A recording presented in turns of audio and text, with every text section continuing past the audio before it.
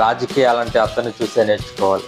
మనం ఏదో సినిమాల్లో చూసిన రాజకీయం వేరు, అతను ప్రారంభించిన రాజకీయం వేరు. వ్యాపారాలతో స్టార్ట్ చేసి ప్రపంచవ్యాప్తంగా గొప్ప బిజినెస్ మ్యాన్గా పేరు పొంది గొప్ప బిజినెస్లే చేస్తూ చివరికి ప్రపంచ దేశాలనే అగ్రరాజ్యమైన యునైటెడ్ స్టేట్స్కి ప్రెసిడెంట్ అవ్వడం అది మామూలు విషయం కాదు.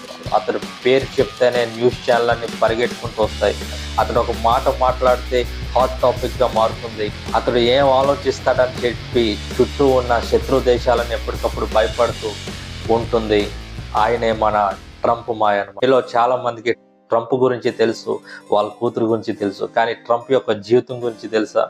ట్రంప్ ఒక వ్యాపారవేత్త, ప్రపంచంలోనే గొప్ప పేరుగాంచిన వ్యాపారవేత్త అని మీకు తెలుసా? మన ఇండియాలో అయితే టాటా గారు, అంబానీ, రిలయన్స్ ఇలాంటి చాలా మంది బిజినెస్ మ్యాన్స్ ఏ విధంగా ఉన్నారు. బిజినెస్ మ్యాన్లో ఒకరు మన ట్రంప్.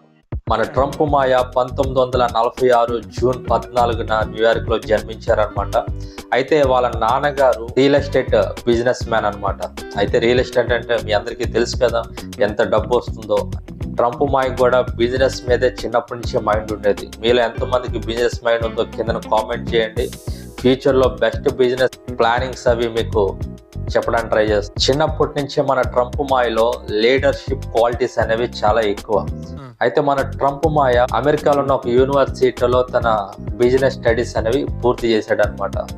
మన ట్రంప్ మాయకి బిజినెస్ అంటే ఎంత ఇష్టమో పాలిటిక్స్ కూడా అంతే ఇష్టం. అయితే మన ట్రంప్ మాయ్ కంపెనీ పేరు ట్రంప్ ఆర్గనైజేషన్ అనమాట. అయితే ఈ ట్రంప్ ఆర్గనైజేషన్ ద్వారా మన ట్రంప్ మాయ న్యూయార్క్లో పెద్ద పెద్ద బిల్డింగ్లు, పెద్ద పెద్ద క్యాజినోస్, పెద్ద పెద్ద హోటల్స్ కట్టి ట్రంప్ పేరును ఒక బ్రాండ్గా మార్చేశాడు అనమాట. అవి అమెరికాలో న్యూయార్క్ సిటీలో పెద్ద పెద్ద బిల్డింగ్స్ కట్టడం, పెద్ద పెద్ద హోటల్స్ కట్టడం అది సాధారణమైన విషయం కాదు. అయితే 2004లో మన ట్రంప్ మాయ ఒక టీవీ షోకి హోస్ట్గా వెళ్తాడనమాట. ఆ టీవీ షోలో యు ఆర్ ఫైర్డ్ అనే ఒక డైలాగ్తో అమెరికాలో ఉన్న ప్రజలందరి హృదయాల్లో నిలిచిపోయాడు. ఆ ఒక్క డైలాగ్తో చాలా ఫేమస్ అయిపోయాడు అనమాట.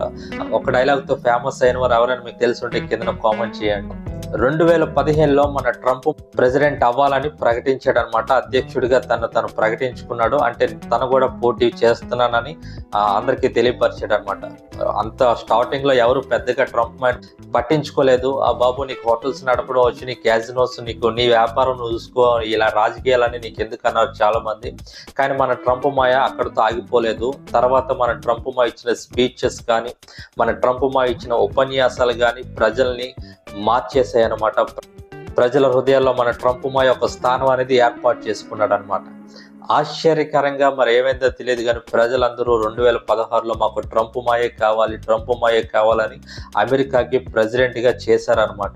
అయితే ట్రంప్ మాయ అమెరికా ప్రెసిడెంట్ అయ్యి మామూలుగా పరిపాలించలేదు, మొత్తం అంతా ఊపేశాడని చెప్పుకోవచ్చు.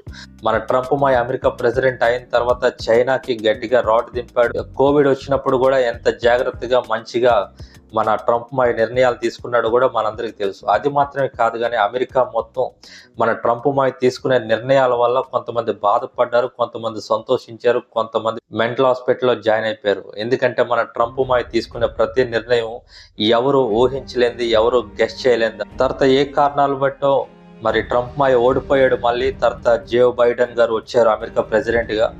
మళ్ళీ మన ట్రంప్ మాయ మేక్ అమెరికా గ్రేట్ అగైన్ అనే నినాదంతో అమెరికాని మంచిగా మరలా మన పాత స్థితికి, అమెరికాని గొప్ప స్థితికి తీసుకొద్దామని చెప్పి మన ట్రంప్ మాయ ప్రజలందరినీ పురుకొల్పాడు, ప్రజలందరినీ మరలా ఎంకరేజ్ చేశాడని చెప్పుకోవచ్చు. ట్రంప్ మాయ ఇష్టం అయితే లైక్ చేయండి, ట్రంప్ మాయ ఇష్టం లేకపోయినా లైక్ చేయండి. అయితే ట్రంప్ మాయ గురించి ఇంకా ఫ్యూచర్లో చాలా విషయాలు మనం తెలుసుకోబోతున్నాం. మీకు ఏమైనా ట్రంప్ గురించి తెలిసిన విషయాలు ఉంటే కింద కామెంట్ సెక్షన్లో చెప్పండి. మనం ఖచ్చితంగా దాని మీద ఫోకస్ పెడదాం. అయితే ఈ వీడియో మీకు నచ్చితే లైక్ చేయండి, షేర్ చేయండి, సబ్స్క్రైబ్ చేయండి, బెల్ ఐకాన్ నొక్కడం మర్చిపోవద్దు. Thank you.